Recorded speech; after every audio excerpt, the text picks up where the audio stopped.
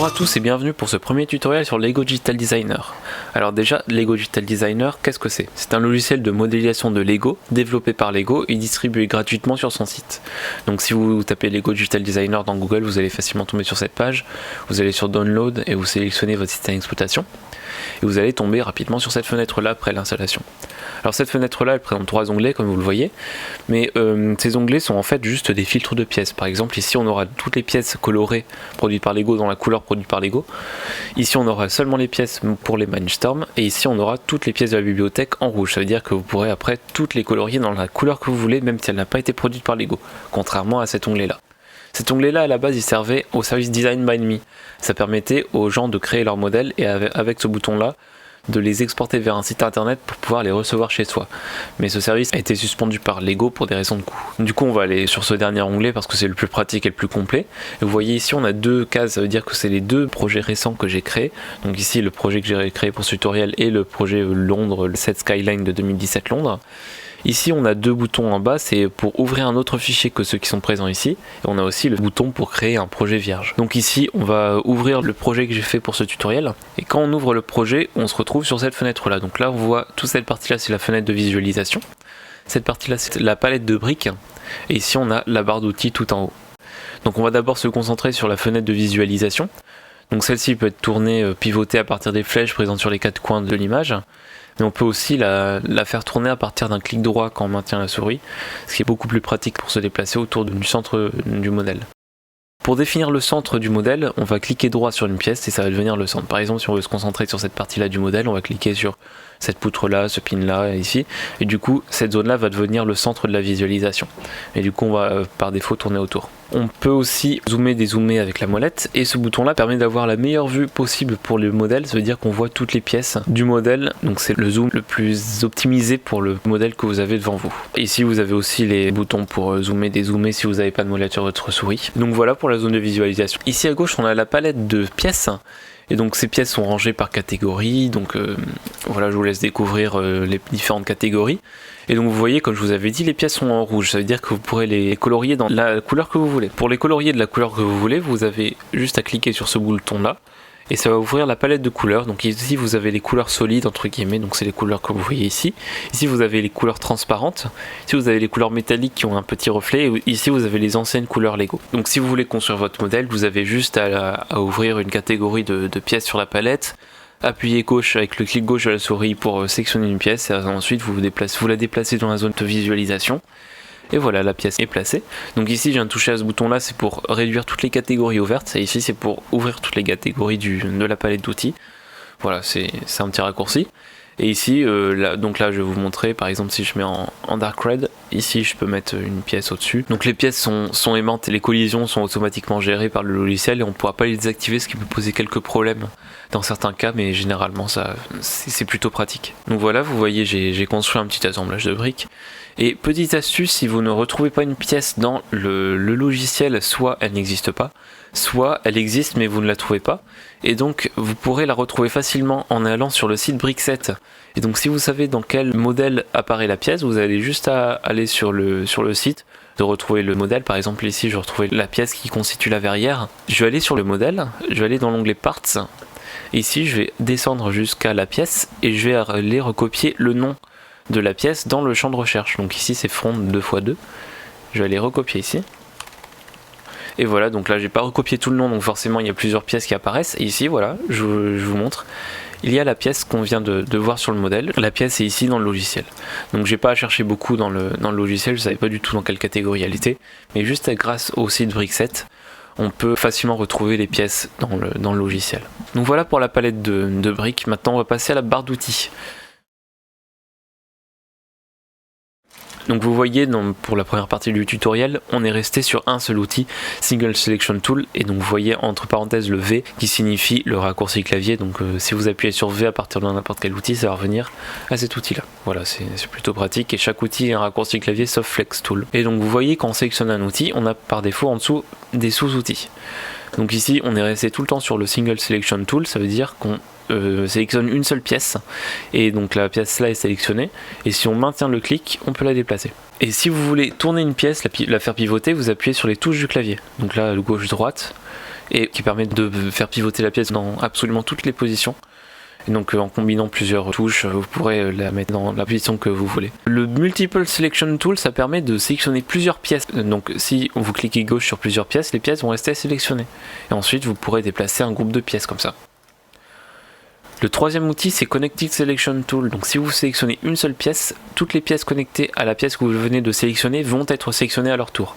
Par exemple ici, si je sélectionne cette pièce là, normalement toutes les pièces de cet assemblage sont connectées à la pièce noire, du coup elles devraient être sélectionnées aussi. Voilà, donc toutes les pièces sont sélectionnées. Donc ça c'est pratique si vous avez un gros modèle que vous voulez déplacer, que vous n'allez pas sélectionner une par une toutes les pièces. Le quatrième outil, c'est Color Selection Tool. Ça permet de sélectionner toutes les pièces qui sont dans une couleur que vous avez sélectionnée. Par exemple ici je sélectionne une pièce rouge et donc toutes les pièces rouges du modèle vont être sélectionnées. Voilà, donc après on pourra modifier la position de toutes les pièces rouges en même temps. Le cinquième outil, c'est Shape Selection Tool, qui permet de sélectionner toutes les pièces de la même forme que celle que vous avez sélectionnée. Par exemple ici, si je sélectionne le pin, comme il y en a deux sur le modèle, les deux pins vont être sélectionnés même s'ils ne sont pas de la même couleur. Par exemple ici, si vous avez trois pièces qui n'ont pas la même couleur mais du même type, si vous sélectionnez une seule pièce avec cet outil, elles vont toutes être sélectionnées.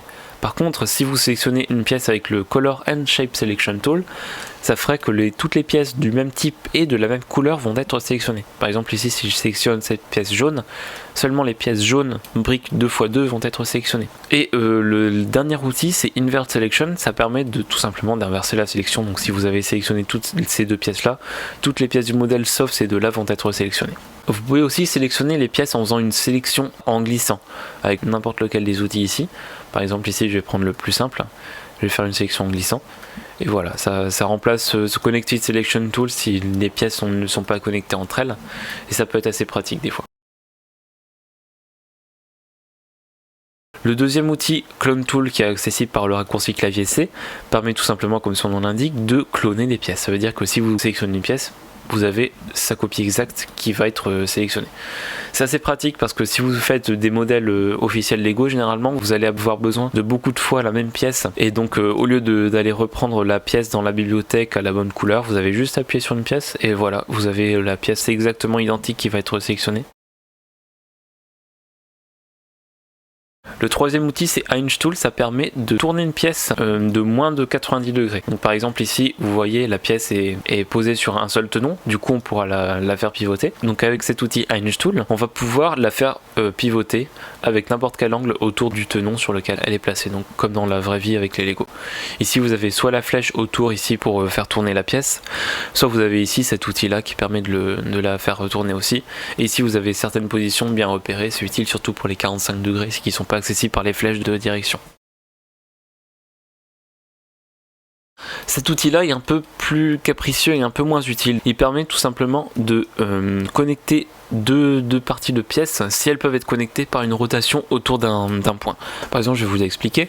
Ici vous voyez cette pièce là peut être attachée à cette poutre là par rotation avec cette pièce là. Par exemple ici vous voyez ce pin là va dans ce trou là. Donc voilà. Ici, j'ai pas besoin forcément de faire cette rotation là, je vais juste sélectionner le trou sur lequel le pin va s'attacher, le pin, et normalement la pièce va faire une rotation. Mais cet outil est complètement buggé et vous vous retrouvez souvent dans cette situation où l'outil est complètement buggé, vous ne pourrez pas vous en sortir. Et là vous avez juste à appuyer sur la touche échappe pour vous en sortir. Donc là si j'enlève le pin, c'est lui qui faisait obstacle, normalement ça devrait marcher. Voilà, donc là l'outil a fonctionné correctement, c'est une fois sur 10. Donc je préfère personnellement tourner la pièce avec l'outil Hinge plutôt qu'utiliser cet outil qui est pas sûr. L'outil permet de tordre des pièces. Par exemple cette pièce là, on peut voir qu'elle peut être tordue parce que c'est un tuyau. Donc voilà, si je maintiens le clic comme si je voulais déplacer la pièce, et ben je peux tordre légèrement, comme vous voyez, ce tuyau. Et si je relâche le clic, le tuyau va être relâché dans la position. Donc ici je vais faire CTRL Z ou la flèche de gauche, ici pour revenir à l'étape d'avant. Et toutes les pièces qui peuvent être tordues sont dans cette catégorie là et ont le petit symbole Flex Tool à côté. Et donc seulement ces pièces là pourront être tordues. Par exemple cette pièce là ne pourra pas être tordue puisqu'elle n'a pas le petit symbole, même si elle est dans la catégorie des pièces pouvant être tordues. L'outil Paint Tool, comme son nom l'indique, permet de peindre des pièces. Donc on a vu qu'on pouvait peindre des pièces dans la bibliothèque de pièces directement ici, mais si vous avez une pièce que vous voulez peindre dans une autre couleur, au lieu de la supprimer et de la remplacer avec une pièce que vous avez peinte directement à partir d'ici, vous pouvez tout simplement avec cet outil Paint Tool la peindre directement sur votre modèle. Donc là vous avez juste à sélectionner la couleur, c'est la même palette d'outils qu'avant, donc là par exemple en Earth Blue, et ici je vais appuyer sur une pièce et elle va être tout simplement peinte. Ici, si je me souviens plus de la couleur dans laquelle j'ai peint une pièce, je vais sélectionner la petite pipette ici et je vais aller sélectionner la pièce dont je veux avoir la couleur. Ici par exemple vous voyez la couleur de la pièce change un peu, donc je clique gauche et voilà, la couleur s'est mise directement dans la petite palette. Et par contre pour peindre une pièce je vais devoir resélectionner l'outil Paint Tool. Et ici par exemple je vais peindre la pièce dans la même couleur que cette roue veintée ici. Petit truc à savoir aussi, c'est cet outil là, Decoration Tool, qui permet d'apposer des sérigraphies sur des pièces. Par exemple ici sur les têtes de minifig, on peut mettre une sérigraphie, par exemple celle-là. Voilà, donc ça peut être sympa, sur certaines pièces ça fonctionne, mais par contre on n'a pas les stickers. Avant-dernier outil, l'outil Hide, qui permet, comme son nom l'indique, de cacher les pièces. Ça veut dire que si vous appuyez sur une pièce, elle va être cachée. Elle ne va pas être supprimée. Par exemple, ici, je ne pourrais pas mettre deux pièces à la place, parce que la pièce existe toujours. Elle est juste cachée. Pour la faire apparaître, il suffit d'appuyer sur la petite minifig ici. Pouf, la pièce réapparaît. Et ici, on peut bien sûr cacher plusieurs pièces. Si j'appuie sur tout cet ensemble-là, toutes les pièces vont être cachées. Et là, je vais pouvoir les faire réapparaître. Et après, je pourrais bien sûr cloner les pièces. Je peux faire ce que je veux. Tant que je n'appuie pas sur ce modem-là, les pièces resteront cachées, mais elles existeront toujours. Voilà pour cet outil qui est plutôt pratique si vous avez un gros modèle et que vous voulez voir à l'intérieur de ce gros modèle. Dernier outil, l'outil Delete. Ça permet, comme son nom l'indique aussi, de supprimer les pièces. Voilà, donc clic gauche sur des pièces, la supprime complètement. Là les pièces sont pas cachées, elles sont complètement supprimées. Si vous voulez revenir, vous faites CTRL Z ou la flèche Undo ici. Petite subtilité dont je vous ai pas parlé, c'est les engrenages. Les engrenages, c'est assez embêtant à mettre en place. Par exemple ici je vais vous montrer, cet engrenage normalement il s'engraine bien avec l'autre dans la vraie vie, mais ici sur le logiciel il veut pas, parce que les dents rentrent en collision et LDD gère beaucoup trop les collisions à mon goût, et donc ça ne rentrera pas. Pour éviter ce problème, il suffit de tourner un peu l'axe sur lequel est placé l'engrenage pour que les dents ne rentrent plus en collision. Et donc voilà, donc vous voyez ici les dents ne rentrent plus du tout en collision et l'engrenage peut être placé. Donc ça peut être assez énervant des fois quand vous avez énormément d'engrenages sur un modèle pour tous les mettre dans la bonne position, mais il faut le savoir, sinon vous ne pourrez jamais faire de modèle technique avec des engrenages. Par contre ici, si je tourne un engrenage, ici l'autre engrenage ne veut pas tourner, c'est pas comme SR 3D Builder, le logiciel n'est pas fait pour les animations. Dernier truc que je voulais vous dire, c'est les templates. Ça permet de créer des groupes de pièces que vous pourrez appeler n'importe quand sur votre modèle. Par exemple, ici, je rappelais à chaque fois ce groupe de pièces là, ces deux pièces. Donc au lieu de faire Clone Tool et de les sélectionner à chaque fois que je les rappelais, je vais faire une sélection de ces deux pièces là. Je vais créer une template à partir de ça, et du coup ici j'aurai comme dans la palette de briques, ça créera une brique en fait, et que je pourrai rappeler quand je veux, et que je pourrai faire pivoter, voilà. Une fois mise dans la fenêtre de création, les pièces seront bien sûr indépendantes les unes des autres. Cet outil peut être assez pratique si vous avez pas mal de pièces à mettre, deux pièces connectées par exemple d'une couleur différente, au lieu à chaque fois de les cloner sur le modèle et de les remettre sur une autre partie du modèle. Vous avez juste à faire une template de ces deux pièces, ou même plus. Et ces templates restent dans le logiciel, quel que soit le modèle. Donc ça peut être cool par exemple pour faire transiter des pièces d'un modèle à l'autre. Donc à droite de la barre d'outils, comme vous avez vu, on a trois onglets ici. Donc là on est dans le Building Mode, ça permet de construire son modèle. Ici on a le Viewing Mode, ça permet de voir son modèle dans un environnement, donc vous pourrez changer ici. Changer l'environnement.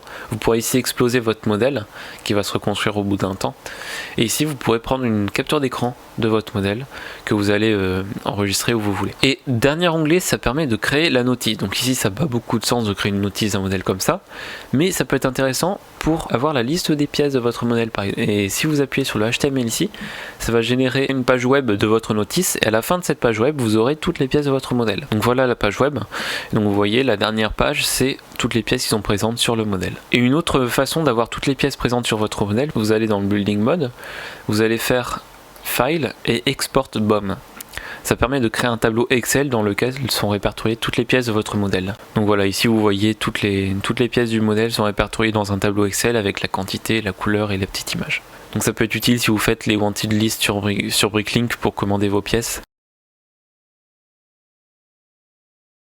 Quelques outils intéressants, c'est Export Model par exemple, on peut exporter un modèle sous le format Eldro pour l'ouvrir avec Eldro, un autre logiciel de modélisation de Lego, et ainsi faire des rendus pas vrais. Donc on peut aussi prendre une capture d'écran du modèle sous un fond transparent au lieu d'avoir la grille au sol. Ici on fait juste Toolbox, Take a Screenshot, et ici on va pouvoir l'enregistrer où on veut sur son ordinateur. Et la capture d'écran se fait en fonction de l'angle sur lequel vous regardez votre modèle bien sûr. Donc voilà à quoi ressemble la capture d'écran, donc vous voyez le fond est transparent, donc ici il est gris mais normalement sur l'image il est transparent. Le rendu est pas exceptionnel, je vais vous montrer dans un prochain tutoriel comment faire un meilleur rendu de vos Lego, mais ça peut être utile, juste une capture d'écran rapide de votre modèle. Ici bien sûr pour sauvegarder votre modèle c'est la petite disquette, et pour revenir à l'accueil qu'on a vu tout à l'heure, il suffit d'aller sur la petite maison et voilà. Donc voilà, je pense avoir tout dit pour les bases de ce logiciel Lego Digital Designer, donc j'espère que vous avez aimé le tutoriel et à bientôt pour de nouvelles vidéos.